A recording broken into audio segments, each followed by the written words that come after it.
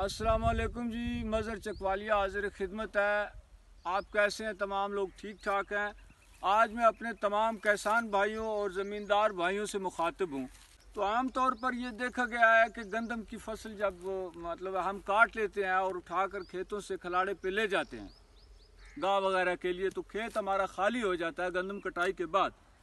वो ये होता है कि आम तौर पर जब खेत खाली हो जाता है तो हम लोग जो है वो किसान लोग, ज़मींदार लोग, ये खेत में आग लगा देते हैं। इससे क्या होता है, एक बहुत बड़ा नुकसान होता है। महकमा ज़राअत के मुताबिक एक बहुत ज़बरदस्त आइडिया जो चकवाल से हमारे ड्रामा डायरेक्टर हैं भाई गुलाम मुस्तफ़ा कैफ साहब, जो बड़े अच्छे राइटर हैं और एक्टर भी हैं, उन्होंने मेरे साथ ये जो है आइडिया शेयर किया है कि आप जो है ये लोगों तक ज़रूर पहुँचाएँ कि जब खेत खाली हो जाता है, खेत खाली होता है तो ज़मींदार हज़रात जो हैं वो जड़ी बूटियाँ तल्फ़ करने के लिए फसल में इधर खेत में आग लगा देते हैं।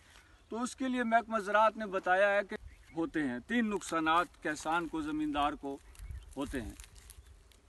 तो पहला नुकसान ये है कि आप जब जड़ी बूटियाँ तल्फ़ करने के लिए ज़मीन में आग लगाएंगे तो आपका जो ज़मीन के अंदर ज़री जौहर है, वो आग की वजह से जब देखें ना ज़मीन पीली पीली हो जाती है, तो ज़री जौहर जो है वो ख़त्म हो जाता है, पैदावारी सलाहियत जो है वो ज़मीन में कम हो जाती है।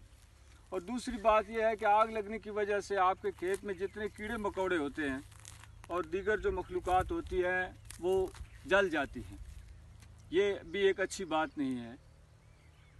और तीसरा नुकसान ये होता है कि आपकी फसल से जो दाना दुन का परिंदे खाते हैं, परिंदों का रिज़्क ख़त्म हो जाता है। ये 3 नुकसानात होते हैं। कुछ एक तो ज़मीन में आग लगाने से ज़री जोर ख़त्म होता है, कीड़े मकोड़े जल मर जाते हैं और परिंदों की खुराक ख़त्म हो जाती है। ये 3 फैक्टर हैं। बात यह है कि देखें, ये तो होगी ज़रूरी बातें। बेहतर यही है कि आप जो है अपनी फसल तो आप उठा कर ले गए हैं, बाकी मानदा जो चीज़ है आप उसको रहने दें, क्योंकि अल्लाह की जो मखलूक बाकी है, चरिंद परिंद है, कीड़े मकोड़े हैं, वो खाएंगे। ये भी एक कार खैर है कि अल्लाह की मखलूक इससे पल रही है। आप तो अपने घर में बैठे हैं तो ख़ुद कार निज़ाम के तहत ये एक जो कार खैर है ये चल रहा होता है, लेकिन आग लगाने से आप ये सब ख़त्म कर देते हैं। तो ये बात आपको पता तो है ही, लेकिन ये है कि मैंने सोचा कि इसको एक बार वीडियो की शक्ल में आप तक पहुंचा दिया जाए, तो हो सकता है कि इस पर अमल दरामद किया जाए तो सवाब का बायस बन सकता है।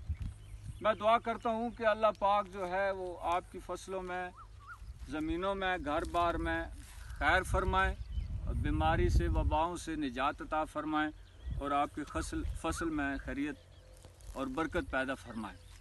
मैं ये कहता हूँ कि जो बातें आपसे शेयर की हैं, अगर इन पर अमल कर सकें तो बहुत मेहरबानी होगी।